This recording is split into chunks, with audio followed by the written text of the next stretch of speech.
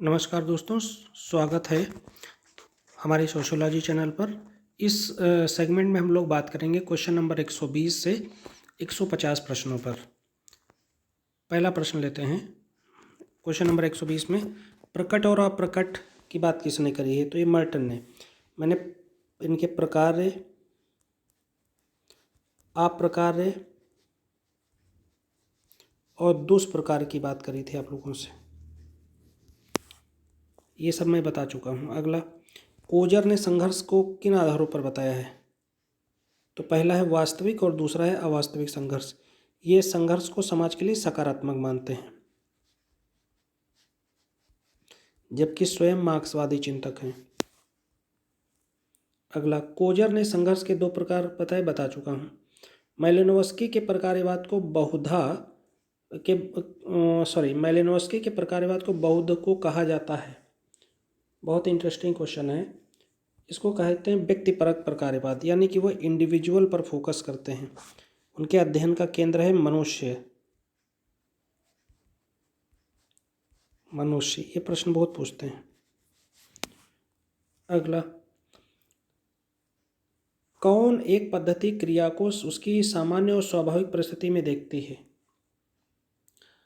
इसका जवाब है सहभागी अवलोकन।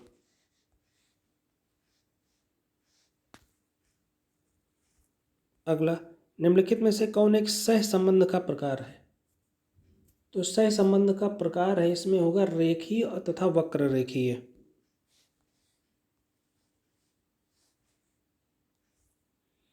किसने प्राथमिक समूह शब्द का निर्माण किया है? प्राथमिक समूह शब्द का निर्माण, बहुत इंटरेस्टिंग क्वेश्चन है, ये किया है चार्ल्स हर्बर्ट कूले ने। अगला, प्रस्तुति अनुक्रम शब्द किसने दिया? प्रस्तुति अनुक्रम शब्द दिया है रॉबर्ट किंग मर्टन द्वारा। अगला, मर्टन ने पूर्वाभासी समाजीकरण की अवधारणा किस संदर्भ में दी है? तो संदर्भ समूह के संदर्भ में दी है।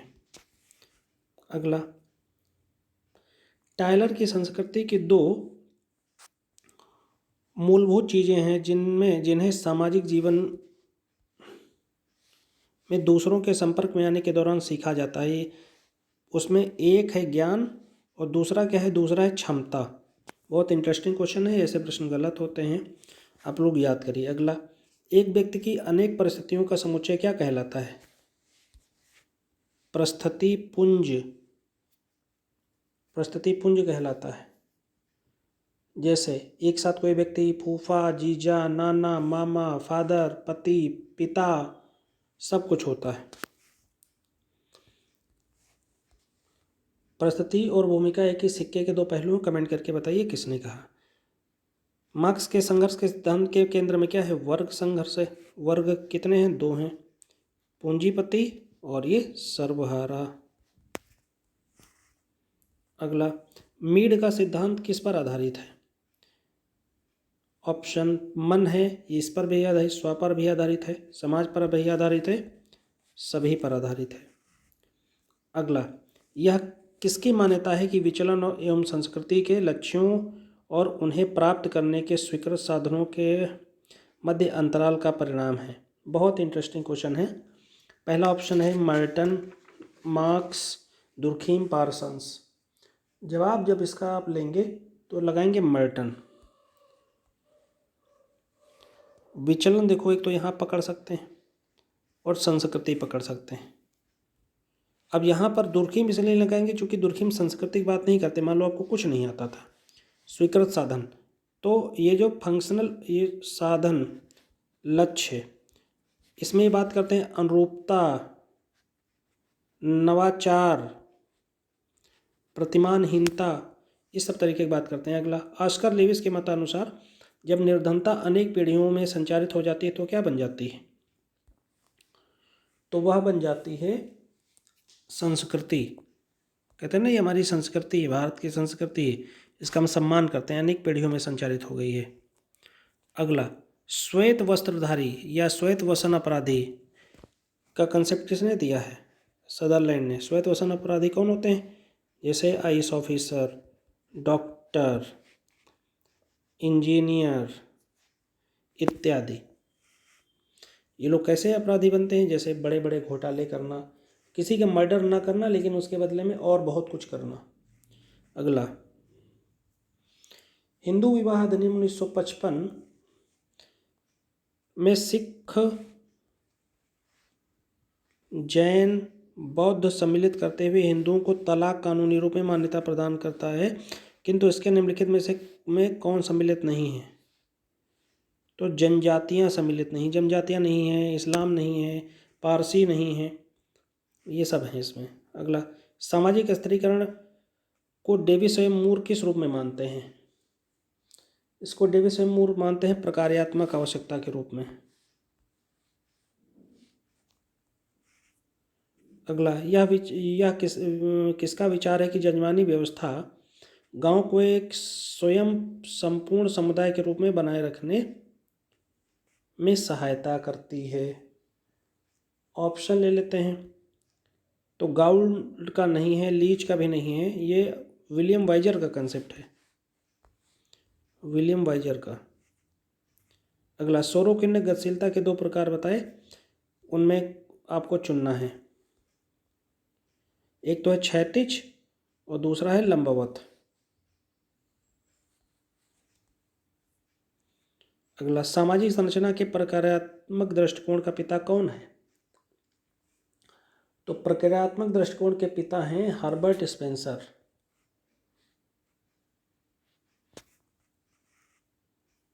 साक्षात्कार को वर्गीकृत किया जा सकता है कैसे?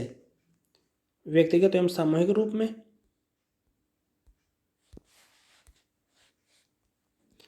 प्रत्यक्ष और अप्रत्यक्ष रूप से, औपचारिक और अनौपचारिक रूप से, उपरोक्त सभी तरीके से। कैसे? व्यक्तिगत रूप से, सामूहिक रूप से, एक पर्सन टू पर्सन साक्षात्कार करना या पूरे ग्रुप में साक्षात्कार करना।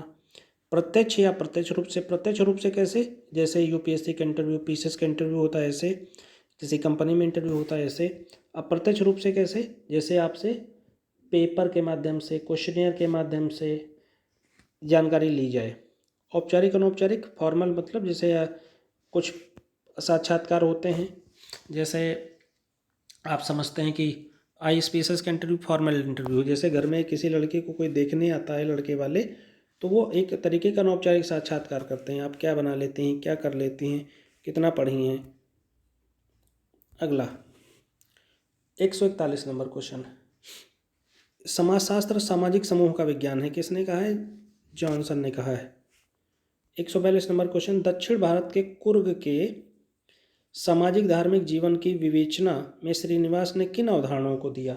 मैंने आप लोगों को बहुत ढंग से बताया है, संस्कृतिकरण की अवधारणा को और पश्चिमीकरण की अवधारणा को दिया है। कर्नाटक के कुर्ग, और वहाँ ओक्कालिंगा भी पाए जाते हैं, ओक्कालिंगा। परिवारवाद किस समाज की उत्कृष्ट और मूलभूत विशेषता है? ये विशेषता है ग्रामीण गाँव की, गाँव में ज्वाइंट फैमिली परिवारवाद ज़्यादा पाया जाता है। अगला, विविधता पर आधारित एकता को दुर्कीम किस रूप में विवेचित करते हैं? सावयव एकात्मकता के रूप में। अगला, निम्नलिखित में से कौन सा एक सोपान त्रिस्तरीय पंचायती व्यवस्था में नहीं है? बहुत इंटरेस्टिंग क्वेश्चन है। अब इसका ये 3 स्तरों पर है, ग्राम स्तर पर है, खंड स्तर पर है, जिला स्तर पर है, तो नगर इसमें नहीं शामिल होगा। ग्रामीण और नगरीय मात्र भौगोलिक क्षेत्रों का ही प्रतिनिधित्व नहीं करते, वरन निम्नलिखित में से किसके प्रकारों का भी प्रतिनिधित्व करते हैं? तो ऑप्शन पहला लेते हैं वैयक्तिक, दूसरा है सामुदायिक जीवन का, तीसरा है बौद्धिक जीवन का, चौथा आध्यात्मिक। तो सामुदायिक जीवन का। अगला, निम्नलिखित में से क्या अमूर्त है? पहला समुदाय, ये तो मूर्त है, गांव मूर्त है, देश मूर्त है। सामाजिक संबंध कहाँ दिखाई देते हैं? वो तो महसूस किए जाते हैं, यही मूर्त है।